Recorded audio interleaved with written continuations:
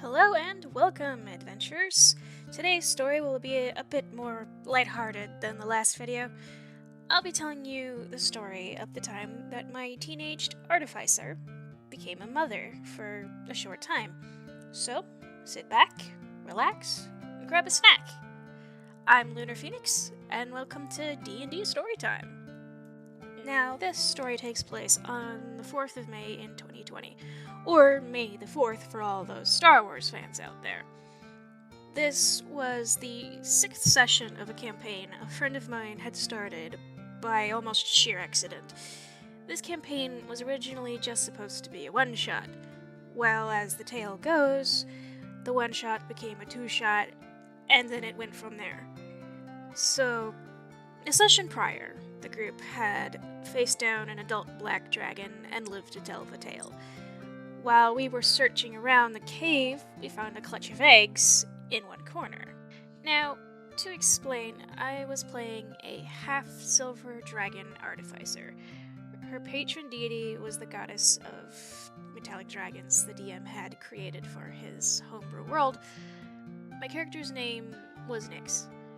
Now, Junior, the half-orc barbarian paladin, was kind of the unofficial party leader. So, both Nyx and Junior were looking things over in the cave. As it would happen, they got into a discussion over the eggs and whether or not to destroy them because the babies would be evil. Nyx took the stance of sparing them because they were innocent, having committed no wrong. Junior wasn't too convinced. The conversation ended up carrying on to the point that the eggs hatched in the meantime. So, as fate would have it, the babies think Nyx is their mother. They start clinging to her and wanting to play with her. Of course, Nyx, being both a teenager and only half dragon, was getting a little roughed up from the wormling's play, so she wasn't entirely sure how to take care of babies when she was only used to making things blow up, since she was an artillerist. She specialized in making guns. One of the babies was chewing on her while the other kept headbutting her the whole time we were in the cave. It was cute, but for having a 20 intelligence, childcare wasn't in Nyx's wheelhouse. As this was happening, the rest of the group returned to the cave after doing some stuff in town, and the whole time we'd been messing around, the big bad, Matthias, is heading in our direction. So, Junior tries to convince the group to let him take on Matthias alone. But we're a team, and so we say no. In order to protect the babies while she was away from the nest, Nyx prayed to her goddess for help. Her goddess, Xeris, promised to help protect them because of the mercy Nyx had shown to them. So, Nyx has to shake off the babies in order to go into town so we can get prepped for the upcoming fight, as well as to pick up some food for them. We went back to the tavern in town to chill for a little bit. The local bard was singing about our crew since we'd previously saved the town. Of course, this performer was way too accurate about us in his songs. The townsfolk notice that we're in there and mob us like we're celebrities on the red carpet. And to avoid the overwhelming press of people, we just yeeted out of the tavern. When we get outside, we notice a big thunderstorm brewing. The odd thing is, the lightning is only striking by the mouth of the cave where the babies are. So we hightail it back, figuring out that Matthias is after the wormlings. We make it back just in time to see him standing outside the mouth of the cave.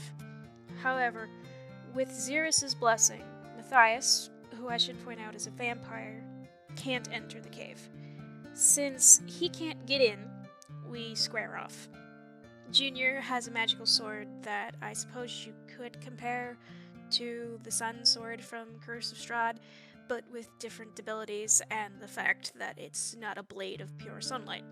Nyx has a radiant cannon she's been tinkering with since the start of the campaign, and during the fight, our sorcerer Cecily and rogue Click-Clack are trying to get an anti-magic amulet off of Matthias that was causing us some trouble.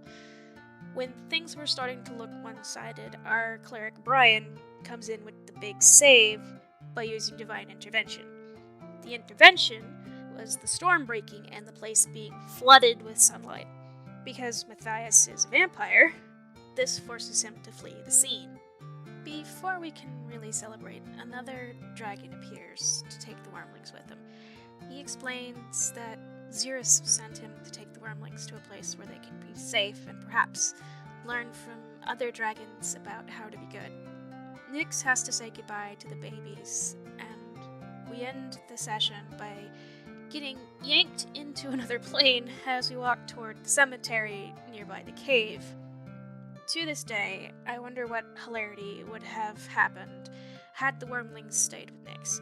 I think she would have made a great mom, but it's funny to think of my crazy teenaged Artificer as a mother. But that's where this little tale ends. Well, I hope you enjoyed that more humorous story from my past experiences in D&D. If you did, leave a like and maybe subscribe. And I hope to see you next time!